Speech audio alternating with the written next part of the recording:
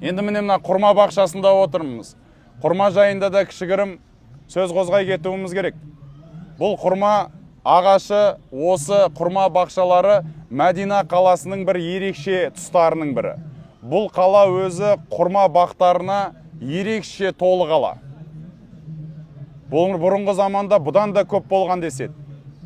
Енді бұл пайғамбар алейхиссалату вассалам сондай бір тал бар, ағаш бар дейді. Ол ағаш дейді тура мұсылман адамға ұқсайды дейді. Мұсылман адам мен осы ағаштың екеуінің арасында айырмашылық көп емес, өте жақын дейді. Ол қандай ағаш деген кезде көп сол жерде отырған сахабалар ол сұраққа бауа деген бір ағашты ойлап кетеді бәрі. Басқаша бір ағаш. Сөйтіп Абдулла ибн Омар айтады, мен дейді ішімнен ойлап отырдым, бірақ жасым кішкентай еді, үлкендердің алдына өтіп кетпейін деп үндемей отырдым дейді. Сол кезде пайғамбар алейхиссалату вассалам хиян нахла деп айтты дейді. Бұл құрма ағашы деп айтты дейді. Сол кезде мен ойладым дейді, мен де сол құрма ағашы деп айтайын деп отырған едім, бірақ ұялып қалдым дейді. Әкесі айтады, Омар радиаллаху анху, неге айтпадың, айта салуың керек еді дейді. Ол сенің үшін екі дүниеңе қайырлы болар еді деп айтты дейді. Пайғамбардың мақтауын естер едің деп.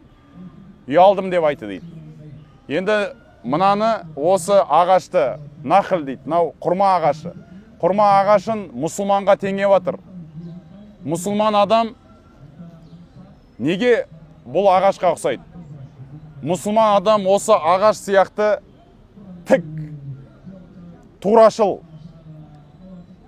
қара қылды теңдей қақ жаратын мінезі болады мұсылманда. Ақиқатқа келген кезде өте мықты, өте әділ.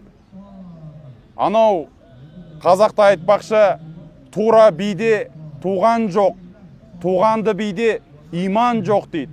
Тура биде туған жоқ деген сөз, сен егер қолыңа үкім берілетін болса, сен туған туысқаныңа да қарамай әділдіктің анық жолын шешесің. Егер де сен туғанды биде иман жоқ дегені, сен егер туған туысқандарыңа көзің жұмып қарап қылмыс жасаса, басқа бір нәрсе істеп қойса, бірақ басқа бөтендерге басқаша болатын болсаң, онда сенің иманың жоқ дейді. Имандылықтың белгісі емес бұл дейді. Сондықтан да мынау турашыл, тура өсет бұл, қарап отырсаңыздар. Қиғаш өспейді бұл. Әртүрлі талдар бар, бұтақтар былай қарай жалқалып, бұл тура өсет. Осы турашылдық мұсылманға тән сипат дейді, бұл ұқсастығы. Және де бұда үлкен пайда бар дейді. Мынаның ағаштарынан кезінде мынау діңгектерінен үй құратын болған, мешіттер салатын болған, жапырақтарынан үстілеріне төбе жасайтын болған, шатыр қоятын болған. Хойрун нас анфаухум линнас дейді. Адамдардың ең қайырлысы адамдарға пайдалы болғаны дейді. Міне мына ағаш қалай пайдасын берсе адамдарға, көлеңкесімен де пайда беріп тұр, байқаған болсаңыздар. Қазір осы ағаштың түбінде отырып көлеңкесін пайдаланып отырмыз. Егер де мынау қазір ағаш тіке өскен, жапырағы жайқалған болмаса, біз күннің көзінде шыжып ыстықтап отырар едік. Ана жерде жаңа күн болғаннан кейін бір шама апаларымыз тұрып бері қарай келдіңіздер. Адамға күн жақпайды, бірақ көлеңке рахат береді. Рахатты беріп тұрған не? Осы құрма ағаштары да. Бұл да бір пайдасы. Мұсылман адамда сондай адамдарға не болады? Пайдалы болады. Бұда жеміс бар одан кейін. Дәнді дақыл құрмасы бар. Құрма біріншіден бұл тәтті. Жеміс бұл. Екіншісі бұл азық. Тәттісі бар, шаймен ішкенге өте тәтті, және де бұл қарынды тойдырады.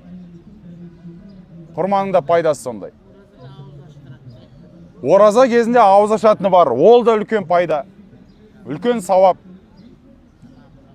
Мына Құранда Алла тағала осы құрма туралы айтқан кезде, құрма бақшалар туралы айтқан кезде былай дейді: وَجَعَلْنَا فِيهَا جَنَّاتٍ مِّن نَخِيلٍ وَأَعْنَابٍ وفجرنا فيها من العيون ليأكلوا من ثمره وما عملته أيديهم أفلا يشكرون дейді.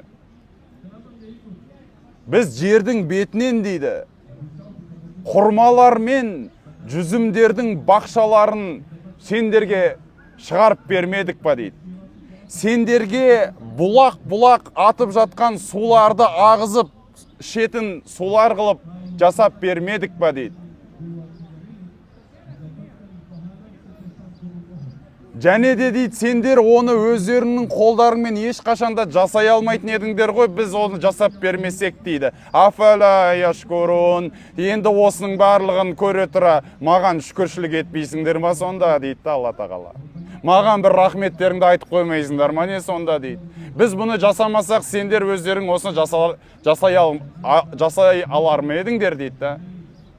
Мынаған қарап бір ғибрат алу керек та. Қалай Алла мына талды жаратты? Афала янзуруна илал ибили кайфа хулиқат дейді. Ва илас самаи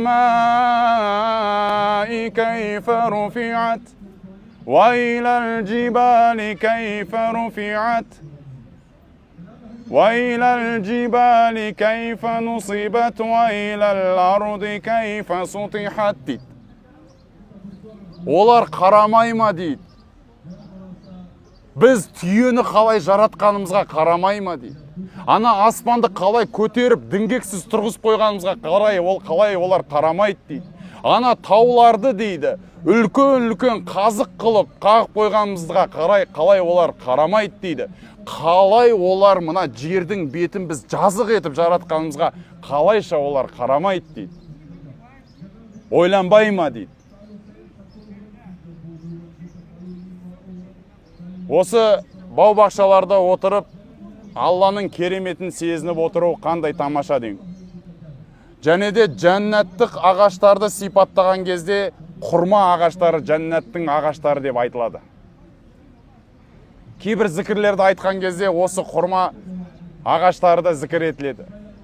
Сондықтан да бұл былайша айтқанда бейне бір Алла тағала кішігірім жәннаттағы бір сезімдерді сезінсінші дегендей аз да болса бізге ұқсастыққа бір сыйлаған бір сыйлары.